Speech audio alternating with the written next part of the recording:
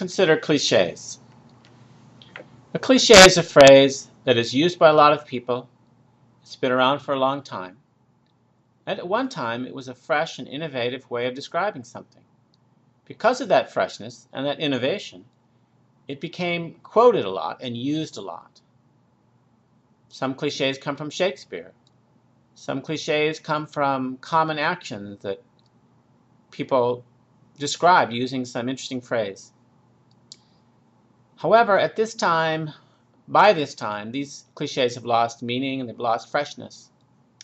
Examples of cliches might be "as the crow flies," "between a rock and a hard place," or "poor as a church mouse."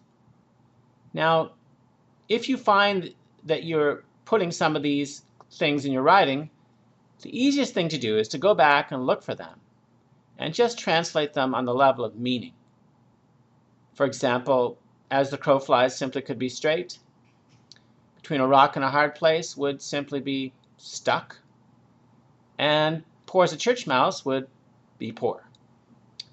That's a simple fix.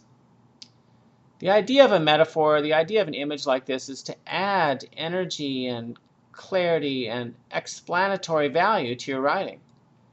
But cliches don't add that. They just end up as filler. They don't tell us anything new or anything real or anything fresh.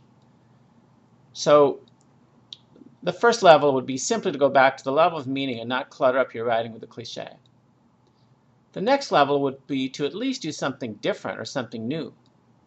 For example, "as the crow flies" could be described as "straight as a ruler," or which is itself a bit of a cliche. But you could look at, say, "between a rock and a hard place," you could say "frozen in place." That would be somewhat new.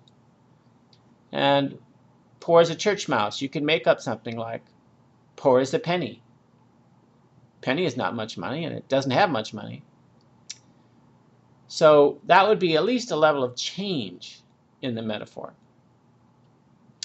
But if you want to go to the higher level of excellence in terms of using some image, the best thing to do is to revisit the actual experience that you're trying to describe. Let's say, for example, you've used the cliche or the phrase, "my father was burning the candle at both ends." Now, to simplify that, you could go to the level of meaning and just say, "he was exhausted." And that would be a fix. That would be better than "he's burning the candle at both ends." But another thing you could say is, you could actually go back and revisit what happened. Let's say one morning you saw him and you woke up and there he was asleep with his head on the desk because he'd worked so hard all night. He fell asleep right on his desk. So then you could use the phrase, "he was head on the desk, tired." And that would be something new and something innovative, and it would relate to what actually happened.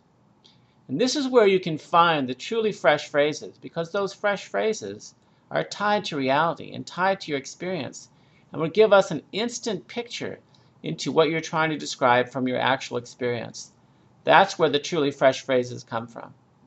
So the first level of fix is go to the level of meaning. The next level would be see if you can come up with some different phrase at least.